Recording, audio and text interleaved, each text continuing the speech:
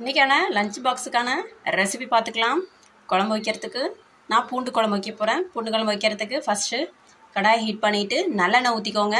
நல்லெண்ணெய் காஞ்சதும் வெந்தயம் ஆட் பண்ணிக்கலாம், கடுகு ஆட் பண்ணிக்கலாம், ஜீரகம் ஆட் பண்ணிக்கலாம். இது நல்லா பொரியட்டும். இப்போ கடுகு, வெந்தயம், ஜீரகம்லாம் பொரிஞ்சிச்சு. பூண்டு ஆட் பண்ணிக்கலாம். பூண்டு இந்த மாதிரி குட்டி குட்டியாக கட் பண்ணி ஆட் பண்ணிக்கோங்க. பசங்க அப்போ தான் நல்லா சாப்பிடுவாங்க. அப்படின்னா பெருசு பெருசாக இருந்தால் ஒதுக்கி வச்சுருவாங்க. இப்போ இது நல்லா வதங்கட்டும். நான் வந்து பூண்டு கூடயே வத்தலும் ஆட் பண்ணியிருக்கேன். இப்போது வெங்காயம் ஆட் பண்ணிக்கலாம். நான் வந்து சின்ன வெங்காயம், பெரிய வெங்காயம், சின்ன வெங்காயம் நிறையா போட்டு பெரிய வெங்காயம் ஒதையும் குட்டியாக போட்டிருக்கேன். இப்போ மிக்சடாக பண்ணால் சூப்பராக இருக்கும். நான் சின்ன வெங்காயம் 2 கலந்து போட்டிருக்கேன். உங்களுக்கு எது இருக்குமோ அதை போட்டுக்கோங்க.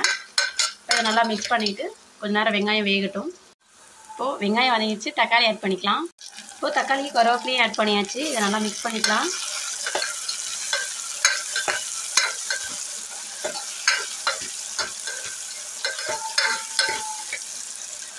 கொஞ்ச நேரம் தக்காளி வதங்கட்டும்.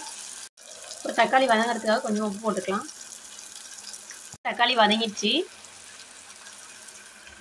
புளி கரைசலை ஆல்ரெடி ரெடி பண்ணி வச்சுருக்கோம். ஃபில்டர் பண்ணி அதை ஆட் பண்ணிக்கலாம். கரைசல் தண்ணியை ஆட் பண்ணியாச்சு. இப்போ தேவையான மசாலா ஆட் பண்ணிக்கலாம். கொஞ்சமாக மஞ்சள்தூள் ஆட் பண்ணிக்கலாம். குழம்பு மிளகாத்தூள் கொஞ்சம் ஆட் பண்ணிக்கலாம். உங்களுக்கு காரத்துக்கு ஏற்ற மாதிரி எத்தனை ஸ்பூன் வேணுமோ அத்தனை ஸ்பூன் ஆட் பண்ணிக்கோங்க. கொஞ்சமாக மல்லித்தூள் ஆட் பண்ணிக்கலாம். கொஞ்சமாக தனி மிளகாத்தூள் கொஞ்சமாக ஆட் பண்ணிக்கோங்க.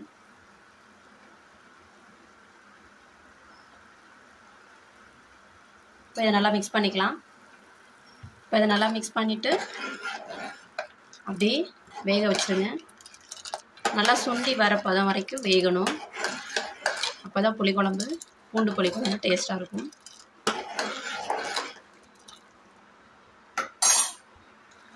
இப்போ பூண்டு குழம்பு தேவையான அளவு உப்பு போட்டுக்கோங்க. இந்த அளவுக்கு கெட்டியாக இருக்குது. இன்னும் கொஞ்சம் வத்தட்டும். எண்ணெய் வந்து பிரிஞ்சு வரும். அந்த ஸ்டேஜ் வரைக்கும் நம்ம அதை வத்த விடணும். அந்த ஸ்டேஜ் வந்ததுக்கப்புறம் எப்படி இருக்குன்னு பார்க்கலாம். அவ்வளோதாங்க. இந்த மாதிரி வத்தி வந்ததுக்கப்புறம் ஆஃப் பண்ணிவிடுங்க. மேலே இந்த மாதிரி கொத்தமல்லி இலையை கொஞ்சம் தூவி இறக்கிடலாம். அவ்வளோதாங்க. சிம்பிளான பூண்டு குழம்பு ரெடி ஆயிடுச்சு. ட்ரை பண்ணிவிட்டு எப்படி இருக்குன்னு கமெண்ட்டில் சொல்லுங்கள். தேங்க்யூ ஃபார் வாட்சிங்.